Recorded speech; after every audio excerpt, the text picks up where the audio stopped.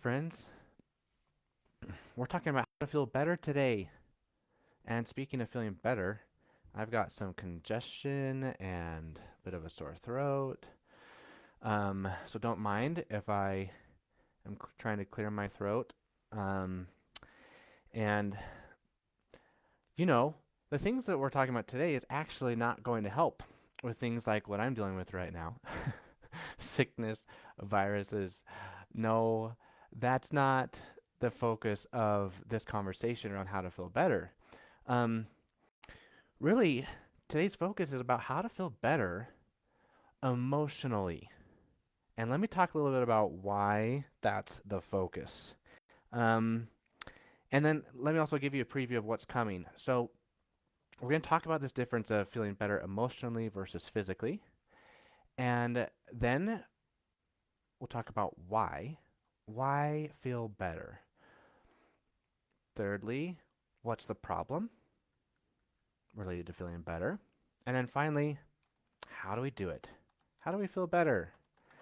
Um, And as always, would love any comments, any questions, um, any like pushback, any challenges you want to. Um, oh no, this is the thing I'm trying to say. Any things I'm sharing that you want to challenge. Yeah. Um, because this is a place to discuss and talk about concepts that ultimately will serve you, that will enhance your way of living, that will allow you to live abundantly despite your physical limitation that you're being impacted by. And um, those physical limitations I'm impacted by include my rheumatoid arthritis, which I was diagnosed with at age 16, and my 3-year-old daughter who was born deaf. She was born with hearing loss, and it's a challenge, a physical limitation that continues to impact my life quite significantly. And so we come together and talk about different concepts to allow us to live with empowerment, with um, energy, with the ability to navigate the challenges that come from these, physical limitations. And so I'm so glad for you tuning in. So let's talk about this. Um, we do this every second and fourth Saturday of the month, and I might be increasing the frequency of this. Stay tuned, more to come. But here we go. So today's topic is feeling better, and we'll start where I mentioned about the difference between emotional and physical feeling. All right. So if you had joined one of my previous lives, we talked about processing pain, and that live was all about physical pain. And so if you haven't seen that, you can go find it on my profile, or you can message me. I'll send you the link to it, the replay, because I go in great detail during that live um, into the concept of pain, physical pain, and um, really how to work through it. And so in short, of course, I'm not going to go through all that that content again. What I want to just bring into today's conversation is the simple definition of pain that I shared and I elaborated on quite a lot. Pain is a physical sensation plus fear. And this definition came from um, therapists and neuroscientists who have studied pain quite a lot. And so what's fascinating here is that a large part of our physical experience is determined by our emotional experience. Because the absence of fear, which is an emotion, um, creates absence in pain. If the definition of pain is physical sensation plus fear, you take away fear, you no longer have pain. you can go back to that Facebook Live and watch more on that, and to really understand that. But it is super fascinating. And I also acknowledge that pain is complex. This is a way to simplify it dramatically. And honestly, oh my goodness, we could all benefit from keeping things simple. I want to acknowledge that there's more complexity. And at the same time, I want to invite you to consider the simplicity, the possibility of how simple things are, how simple pain is. Um, so, if in fact physical pain, and when I make this statement, what I mean is chronic pain. Okay, there's acute pain, there's physical experience that has nothing to do with emotions, right? Injuries and certain conditions um, have nothing to do with emotions. All right, let's make sure we're clear on that. Um, but we're talking about in today's session, today's live is kind of like day to day, chronic, persistent life experience. If you're experiencing persistent pain day to day, um, there's a good chance, if that's been continuing for more than 3 months, there's a good chance that emotion is involved. And so if that's the case, that's why I want to focus today's conversation on emotion, feeling better emotionally. Because as we feel better emotionally, what will natural follow is to feel better physically. Um, another, let's see. Yes. I'm just checking my notes. The other thing to mention here is that um, a focus on emotional well being is so accessible. Our emotions are created by our thoughts and our beliefs, and that's so accessible. Um, another thing, just to kind of iterate on something that I just talked about around physical pain, is the reality that the body is emotional and physical. We can't separate the two. They're always connected. And so, because emotional management is so accessible, and because of the significant role emotions are playing in the physical experience, let's talk about emotions. Let's focus on what we can do to feel better emotionally. Let me give an example of this in practice. One that we just observed, my wife and I just saw happen within the past week. Um, we were headed to bed, and my wife was feeling icky. She just kept saying that, like, her kind of in her tummy, in her body, she just felt icky, and she was concerned that that ickiness, that sensation she was feeling in her body, was also going to make it difficult for her to fall asleep. And so, um, she just started getting kind of wrapped up in some fear and some anxiety, and just like, I just don't feel good, and I don't really know what's going on. And so we just paused and took a moment and um, simply just took her attention to her body. And I just invited her, really simply. I said, find that ickiness. Like you're describing it as icky.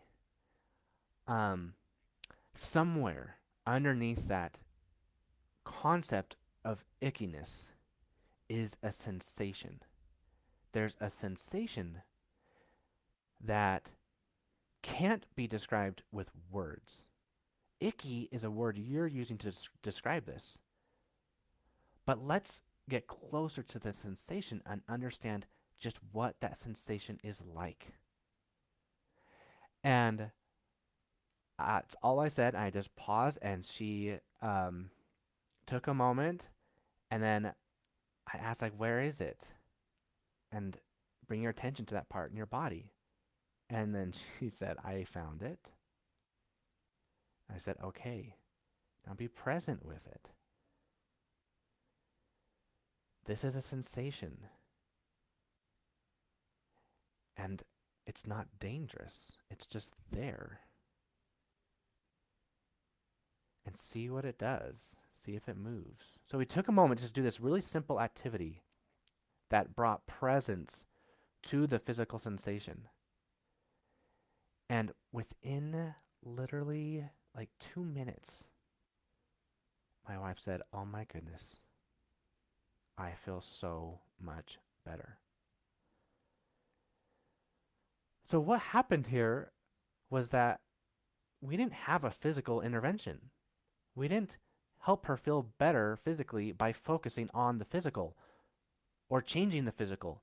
What we did was a mental and emotional approach, taking a direction of attention to the body and working through the emotions of fear or anxiety related to the physical experience. And what did that do? It changed her physical experience. So that is the power of emotion and the mind.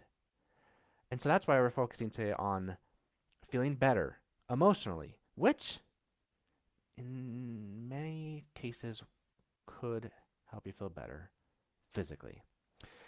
All right, so now let's talk about why. Why feel better? Um, I'm just going to illustrate two reasons. And I'd love to hear any of your thoughts on this or anything I just shared about the concept between emotional and physical. Um, but here's the two reasons I have for feeling better. First, oh my goodness, the world would just be a better place. Imagine if um, more people felt better. Imagine if, let's assume that in the world, um, the percent of humans who feel good most of the time, if that percent right now is 40%, I'm making this up. I don't know really what that percentage is and if it exists. But let's say that 40% of humans in the world felt good most of the time. What would change if that percentage increased to 60, 70, or 80%? What if we doubled the amount of people in the world who felt good most of the time? Can you imagine what that would be like? Can you imagine what impact that would have on the world? I was listening recently to uh, a speaker who spent over, I don't know, 20, 30 years working in the CIA. And um, his job was to reduce conflict and terrorism. And he spent over 20 years doing this work. And man, his name is escaping me. My words are coming out slowly because I'm trying to remember his name. Um, that's funny that I'm forgetting his name. He talked about what creates conflict. And he was like for many his first few years in this kind of work really trying to simplify and articulate why is there conflict in the world? Why is there such a thing as terrorism? Like what is happening? Why is there war? Why is there conflict? And this is another example where you could take a topic and you could make it really complex. You could look at this and say, I mean, there's many, many reasons and it is very complex. Jamie Winship, thank you, Brittany. Jamie, Jamie Winship. Um, he took this complex topic, which I think you can find tons of books on this topic, and it's very complex. Like, why is there conflict in the world? And he gave this definition. He said the reason for external conflict is internal conflict. That's it.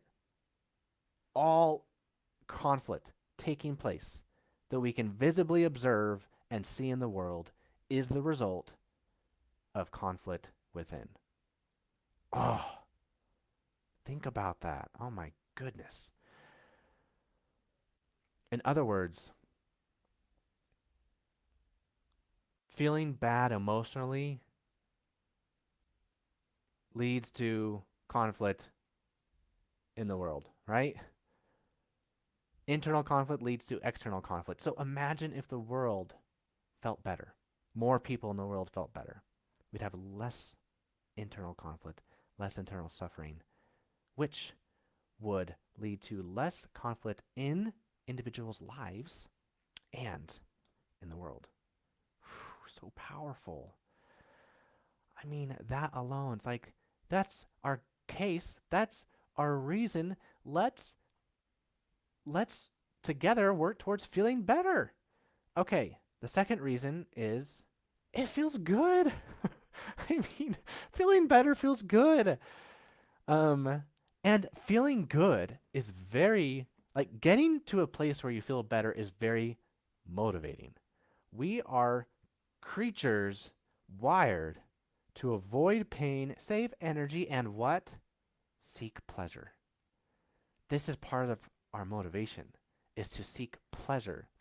Feeling good, we use the word good and we talk about feeling good because it feels good and it's a wonderful thing.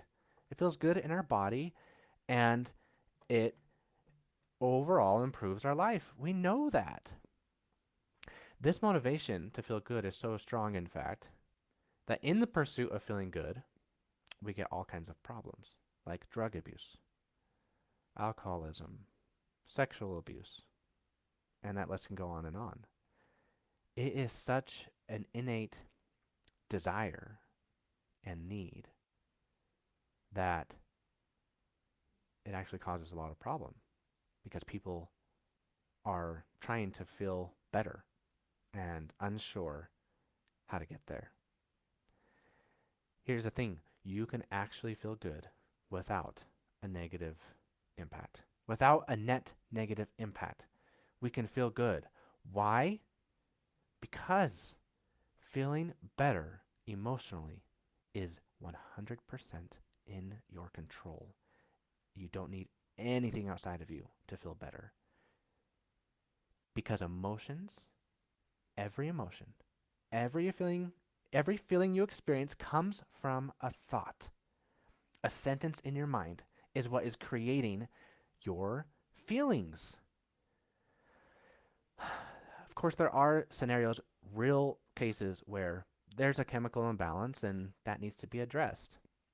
And your emotions might not be as much in your control in that case. But for the most part, a healthy human being without chemical imbalance has complete control over your emotional experience and how you feel. So, what is the problem related to feeling better? Um, could it be that we don't know how to feel better? No, I just addressed that. We know how to feel better. F- Feelings come from thoughts.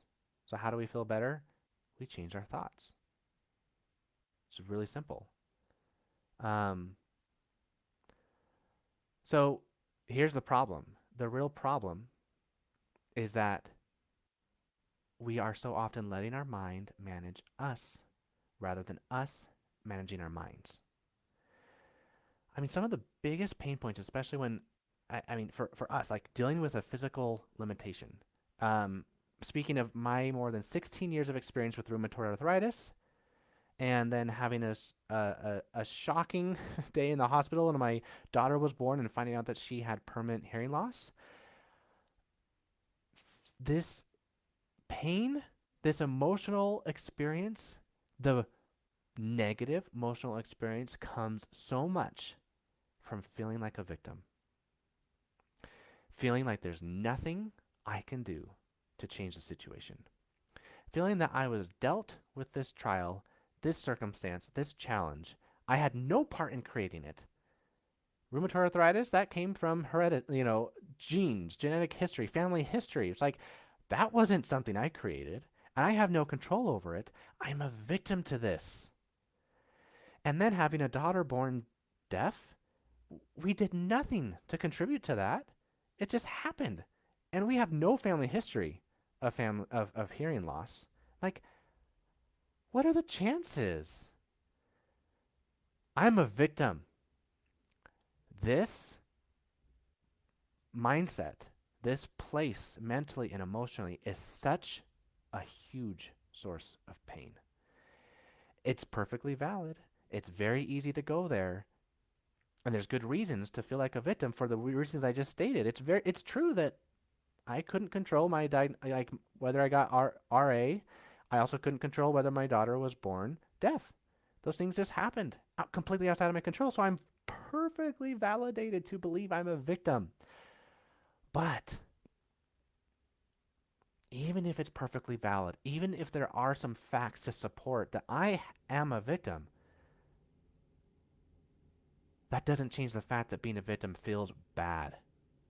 And if we're talking about the feeling or the goal of feeling better, being a victim is not the path. Another very common place to be in is just the weight when being impacted by physical limitation, the added weight of trying to pursue the things you want. Like if you have chronic pain or some other physical limitation, like going on a bike ride could be really hard to do. Um, or going to play some casual sports with friends, or getting on the ground and playing with your children. All those things can become very challenging, and that emotional experience can be very heavy. Another very common one is feeling misunderstood and discouraged. Discouraged that you can no longer live this active and fun life you once lived because of your physical limitation. People, friends, family, or children, they have all this energy, they want to do all these things, but it's just so overwhelming to you. It's like, I would much rather not do that thing. I could maybe do it, but it's going to cost. It's going to have a high cost. It's going to be days of more pain or whatever it might be. Your own definition of the cost, you know your experience. And so that is also a big pain point, this feeling of being misunderstood. Because you carry this weight, you have these challenges, and no one understands.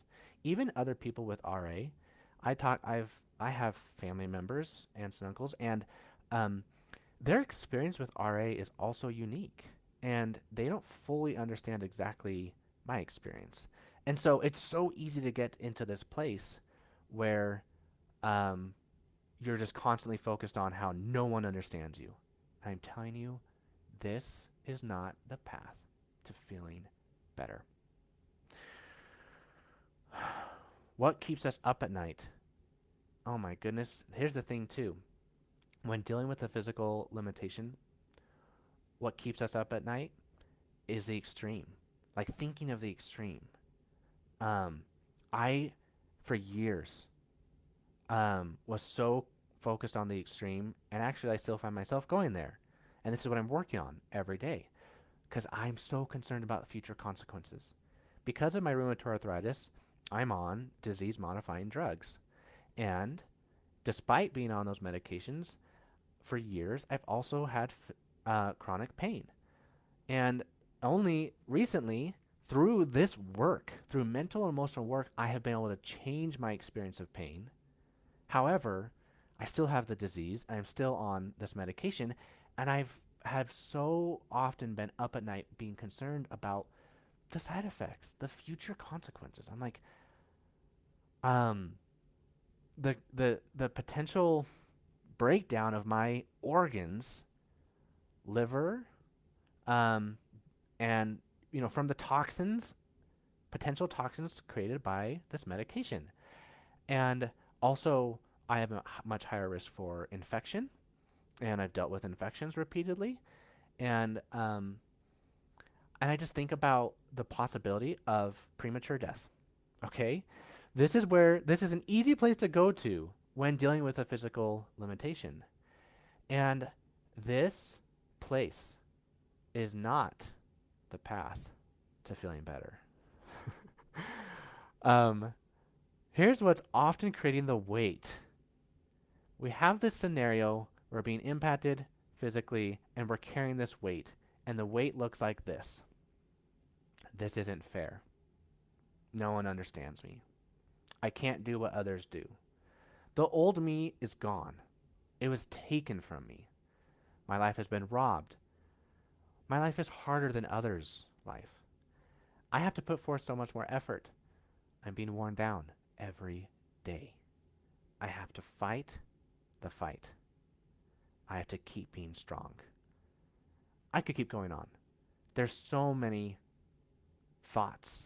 These are all thoughts that are creating the weight, creating the heaviness, creating the pain. And again, they're very easy to get to, they're very valid thoughts, but they are not the path to feeling better. So, what is the transformation we need? We need a shift in our thinking to free us in our minds and allow vitality in our life. So, how do we feel better? How do we get there? How do we make this transformation in our mind? How do we deal with the realities of our physical limitation or being impacted by someone else's physical limitation? I'm going to share just 3 things. The first is asking yourself frequently, what am I feeling? The first step is just to understand what you're feeling, because so often we're going throughout our day-to-day experience and we're so disconnected from ourselves physically and emotionally.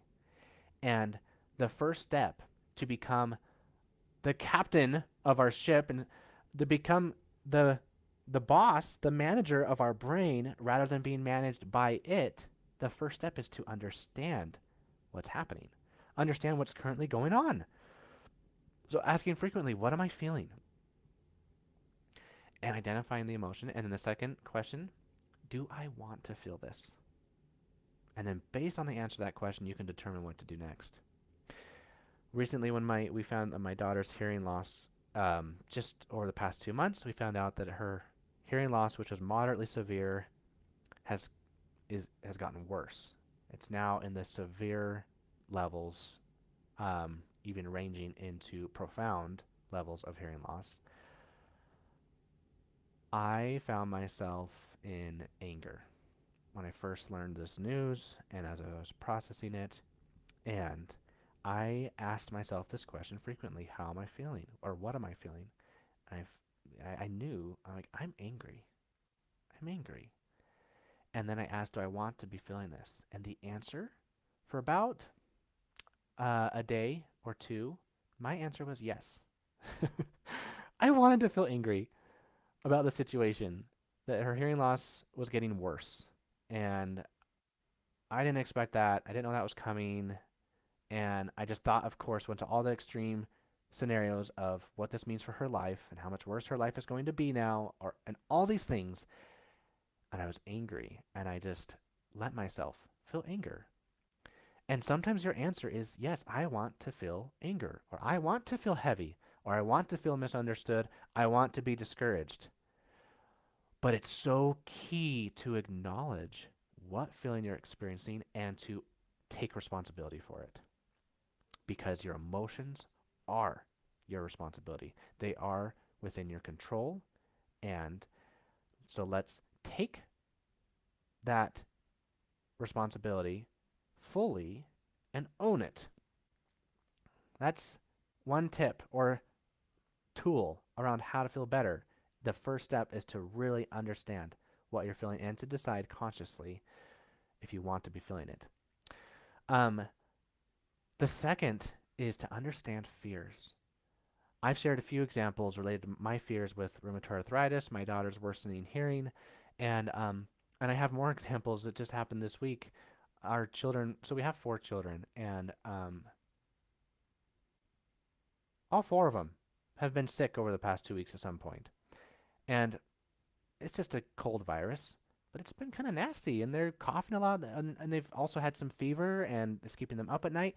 And what I have found is that at times, last night was one of them.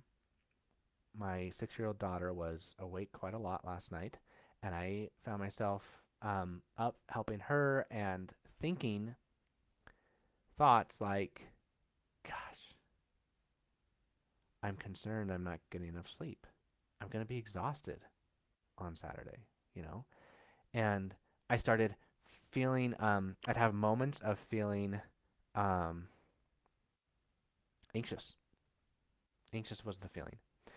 And I asked myself, do I want to be feeling this? I took that same step and I asked, do I want to be feeling this? And when my answer this time last night was no, I don't want to feel anxious right now. Then I came into this next step to understand the fear. Like, what am I fearful of? I started to really explore, so what if I get less sleep? Like, the fact is, my daughter is sick and she has this fever and she can't sleep well and she needs some comfort. And I can fight that as long as I want. I can keep fighting it, resisting it, being angry, being anxious about what it means for my day. I can stay in that place all I want, but I don't have to. I don't have to stay in that place. That is the power we all have. We have full control over our mental and emotional experience. And I decided I don't want to feel anxious. I actually want to feel better right now.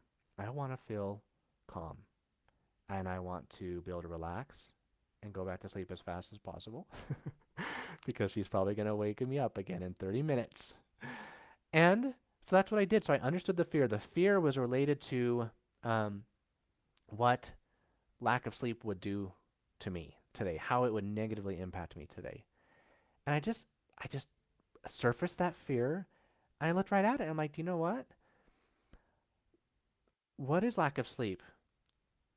How might it really impact me? What ways do I think it will impact me? I'm like, I'm just gonna be unable to concentrate. My Facebook Live is gonna be terrible.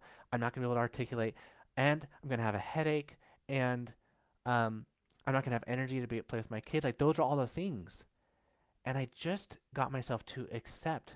Some of those things might be true. The truth is, there's a real impact of less sleep. And this is how I con myself. I'm like, will I be able to work through that? Like, is it okay if those things were true? Let's assume they're all true. Is that okay? And I got myself to peace, saying, yes, it's okay. I can be tired. I can have a headache, and I'm going to get through the day just fine. I can rest if I need to rest. I can decide to cancel my Facebook Live if I need to. I don't have to do it. Those are all the ways that I responded to the fear and I created calm. Um, oh my goodness, there's so much more I could so there's one other thing I wanted to talk about briefly um related to this concept of fear is that sometimes we get deceived believing that in order to help the situation I need to feel bad. Actually, like I can illustrate take these two examples and illustrate. Last night with my daughter, my feeling of anxiety in some way also felt or it felt needful for me to be a good dad. It's like if my daughter is uncomfortable and kind of suffering through this night, for me to be a good dad, I need to be suffering too.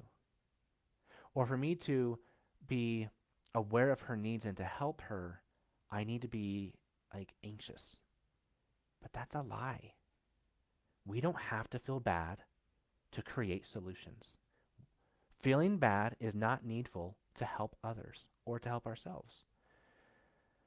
When I got to a place of calm, I was still able to be aware of her and her needs. I was still able um, to be a good dad, to be present, to be comforting as I needed to. In fact, arguably, I became more of the dad I wanted to be when I was calm. Um, if we take the example of my daughter's worsening hearing loss, it's easy to believe that for us to advocate, in that scenario, for me to advocate for my daughter and to somehow fix what's gone wrong, I need to be angry. But that's not the truth. Anger is not necessary to work through a challenging situation. Anger doesn't make it better. Anger doesn't make you more powerful. It makes you feel more powerful. Anger actually creates a feeling of power, but it actually doesn't change your power, your real ability to work through the situation. In fact, it reduces your intelligence. It reduces your ability to work through the problem in an effective manner. So that's the one other point I want to make about feeling worse or better is that we can get deceived thinking that being in anger or anxiety is necessary to get to a solution, or that's also the case for being a victim. It's like for me to help people understand me, for me to create some understanding or compassion from others, I need to um like this place of victim helps me achieve that. Um but it's just not the case. Being a victim does not help create understanding. All it does is it makes you feel bad. And if you want to feel better, you can feel better and create solutions and communicate your needs and express compassion or ask for compassion or whatever it is you need. Um, Finally, to feel better, we simply just need to direct our attention. Very deliberately direct attention. And this can be as broad or as narrow as we define it. In a broad way, think about worldviews. How many of you think that life is tough? When you think, if that's you, and you think life is tough, what does that sentence create in your body? What emotion comes up? When I think life is tough, I feel some weight. I feel heavy. It doesn't feel good. And then people might say, "Yeah, but it life is just tough." It's like that's not a fact. There's all kinds of things that happen in life, but life is tough is a thought. It's a belief. It's a worldview that you're choosing. And what is it creating for you?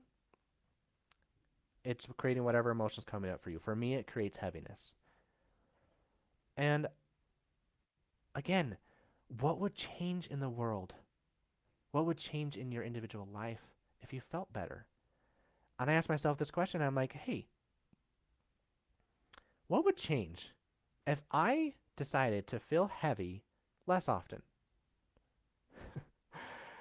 A whole lot would change. When I feel less heavy, I do so much more. I have so much more energy.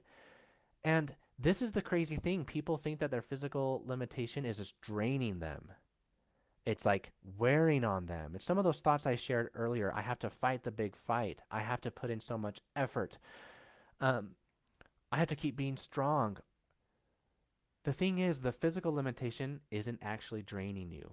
What's draining you is these thoughts, these sentences that are creating emotions of heaviness, of discouragement. That is a drain on your energy. So, what would change significantly is just choosing to drop those beliefs. And another way to say it, and that's why I say this last point, is directing attention. The belief could, like, you could still kind of hold this idea that life is tough, but you don't have to be thinking it all the time. You can direct your attention in different ways. And so I purposely direct my attention repeatedly to um, things like I I can do so much. Like, there's so much I can do. That's what one thought I have about my own self. When I think about the world, I just like to direct attention so much to like there's so much good. Yeah, you can have these world views like the world is terrible and it's a tough place or it's evil, and I'm like, and it's so good. There are so many good people and so many amazing things happening in the world. So, to feel better, all we have to do is direct our attention and choose those kinds of thoughts. And the weight and the drain and the heaviness, it leaves us. And we get to step into who we really want to be and the life that we really want to live. We get to feel better, to improve our life, and to improve the world. So let's do it. Thank you so much for joining this live. It was so wonderful to be with you. I wish you a wonderful weekend, or whatever day of the week it is that you're watching this video, and we'll speak again soon.